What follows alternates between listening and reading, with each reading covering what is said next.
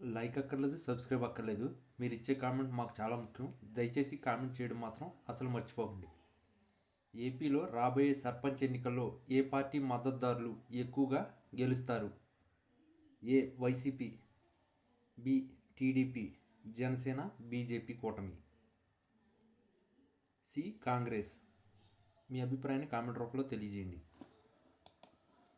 ఆంధ్రప్రదేశ్ రాజకీయాల్లో పండగ పూట ఒక్కసారిగా వేడి రాజుకుంది. సంక్రాంతి సంబరాల్లో మునిగి తేలుతున్న తెలుగు తమ్ముళ్లకు అసలు ఊహించిన వార్త పిడుగులా తగిలింది. తెలుగుదేశం పార్టీలో అత్యంత కీలకమైన దశాబ్ద కాలంగా పార్టీని నమ్ముకుని ఉన్న ఒక అగ్రనేత రాజీనామా చేయడం ఇప్పుడు రాష్ట్ర వ్యాప్తంగా పెను సంచలనంగా మారింది. రేపు పండగ అనగా ఈరోజు ఆయన తన రాజీనామా లేఖను అధినేత చంద్రబాబు నాయుడుకు పంపడం వెనుక పెద్ద రాజకీయ వ్యూహమే ఉందన్న చర్చ జరుగుతుంది.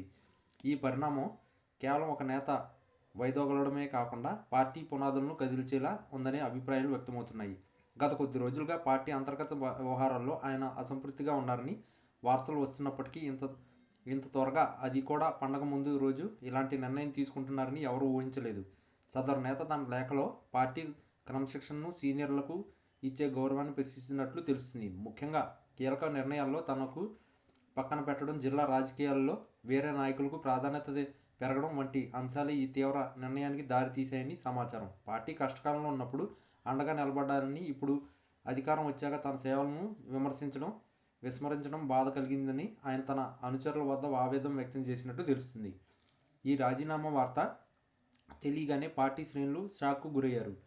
ముఖ్యంగా తన నియోజకవర్గంలో అనుచరులు పెద్ద ఎత్తున నిరసన తెలుపుతున్నారు. అధిష్టానం వెంటనే జోక్యం చేసుకుని ఆయన్ని బుజ్జగించాలని డిమాండ్ చేస్తున్నారు. మరోవైపు ప్రతిపక్ష పార్టీలు ఈ పరిణామాన్ని నిశితంగా గమనిస్తున్నాయి. ఇప్పటికే సదరు నేతలతో ఇతర పార్టీల ముఖ్య నాయకులు సంప్రదింపులు జరిపినట్లు సమాచారం జరుగుతుంది. పండగ తర్వాత ఆయన తన భవిష్యత్ కార్యాచరణను ప్రకటిస్తారని, బహుశా మరో ప్రధాన పార్టీలో చేరే అవకాశం ఉందని ఊహాగానాలు రాజకీయ వర్గాల్లో బలంగా వినిపిస్తున్నాయి.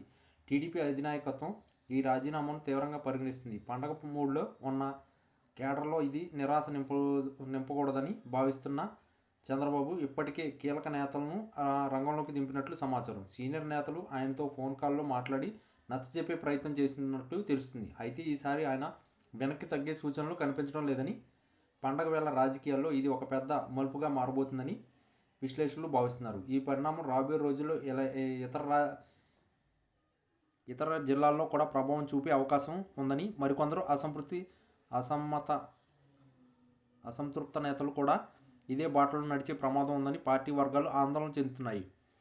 మొత్తం మీద ఈ సంక్రాంతి పండగ ఏపీ రాజకీయాల్లో కొత్త సమీకరణాలు నాంది పలుకుతుందనడంలో సందేహం లేదు.